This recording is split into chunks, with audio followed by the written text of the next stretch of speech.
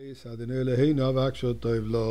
dear friends, today, Friday, the 18th Chai of Tammuz, let it be the ultimate Chai, the happy Chai, which we all wait, as we said yesterday, because we're expecting these days of the 3 weeks of the mourning of the destruction of the temple, to be transformed into days of happiness.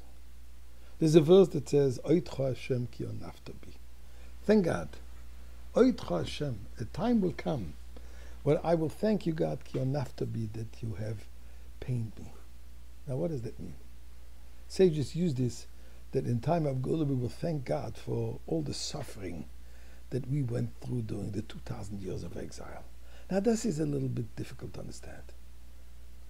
2,000 years of harsh suffering, bitter suffering, pogroms, killings, crematoriums, inquisitions, on and on. Terrorist acts today. And we will thank God for that. How do we understand this? So I once heard a beautiful little parable, and I want to share it with you. Back in Eastern Europe, there used to be the barons. They used to call them in Yiddish the pritzim, the poets, the baron, the squire. And his domain, he was king. Life and the opposite of life was in his hands.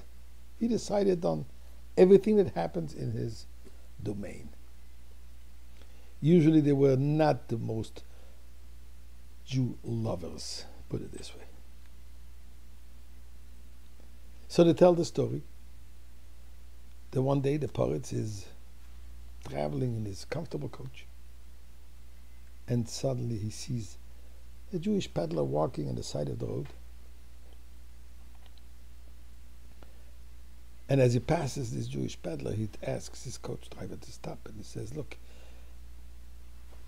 the bag of gold coins that we lost, I'm sure that he's the one who took it and found it. He jumped out of his coach and accuses the Jew there, who's startled. Where is my bag of my gold coins? I have no idea what you're talking about. With all due respect, but you stole it.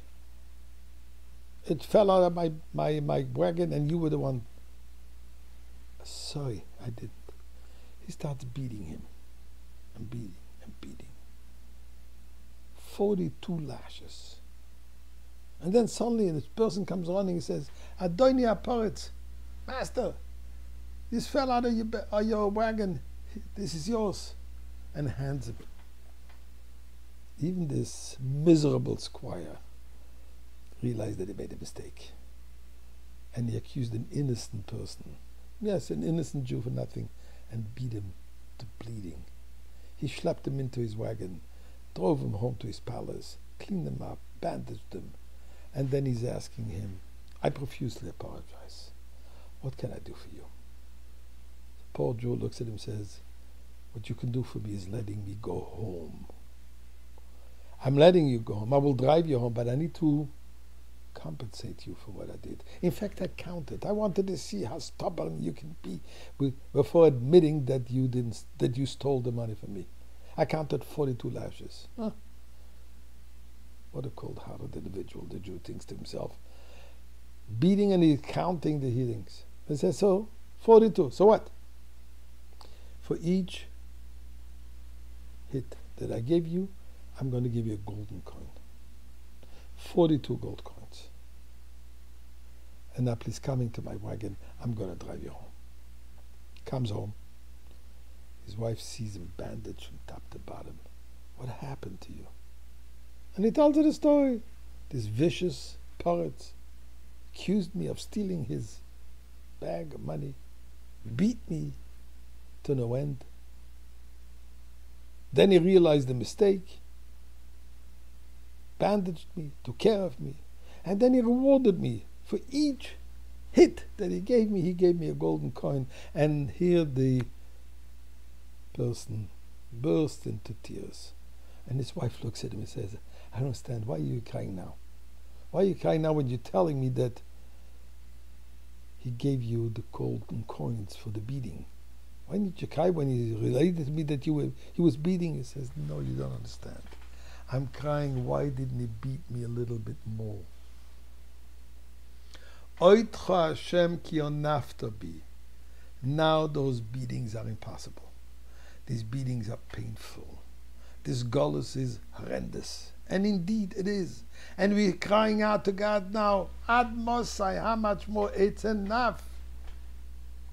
But when we're going to be on the other side of the fence, so to say, we'll be in the Gula, then we're going to see the phenomenal reward, the phenomenal bliss, the phenomenal light that came out of all this darkness.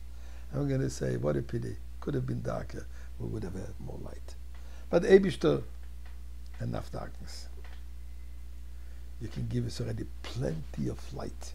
And this Shabbos should be the first Shabbos of the 3 weeks of celebration.